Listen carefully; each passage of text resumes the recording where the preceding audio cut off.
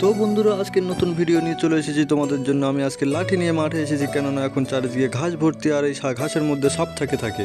তো তোমরা দেখতে পাচ্ছ এই যে দানাগুলো আজকের আমরা বসাবো। তো প্রথমে আমি বড় কোদাল দিয়ে কুপিয়ে নেবো, কেননা বড় কোদাল দিয়ে বসি মাটিটা কোপানো যায়। আর পিছনে আমার আব্বা আছে, আর ওই যে দেখো একটা ছোট মতো কোদাল দিয়ে কুপিয়ে নিচ্ছে, ওটাকে পার্সি বলা হয়। তোমরা তোমাদের ভাষায় কি বলো অবশ্যই কমেন্টে জানিও। আর এটা দিয়ে কুপিয়ে একটা মাঝখান দিয়ে ছোট্ট মতো ড্রেন করে নিচ্ছে, যাতে দানাগুলো ভালোভাবে বসানো যায় সারিবদ্ধভাবে। আর একটা দানা হলুদ মেশানো, তাই হলুদ, আর একটা দানা কিছু মেশানো নেই তাই সাদা।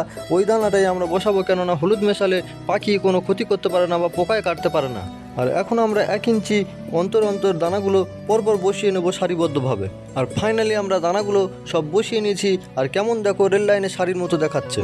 এখন আমরা দানাগুলো বসানো শেষ হয়ে গেছে, আর ওই দানাগুলো মাটি দিয়ে চাপা দিয়ে এখন আমরা প্লাস্টিক দিয়ে চাপা দিয়ে দেবো। ওই যে দেখো আব্বা প্লাস্টিক দিয়ে ঢাকা দিচ্ছে। আর ভিডিওটা কেমন লাগলো অবশ্যই কমেন্ট করে জানিও, আর একটা হাতের সুন্দর টাচ দিয়ে আমাদের ভিডিওকে সাবস্ক্রাইব করে নাও।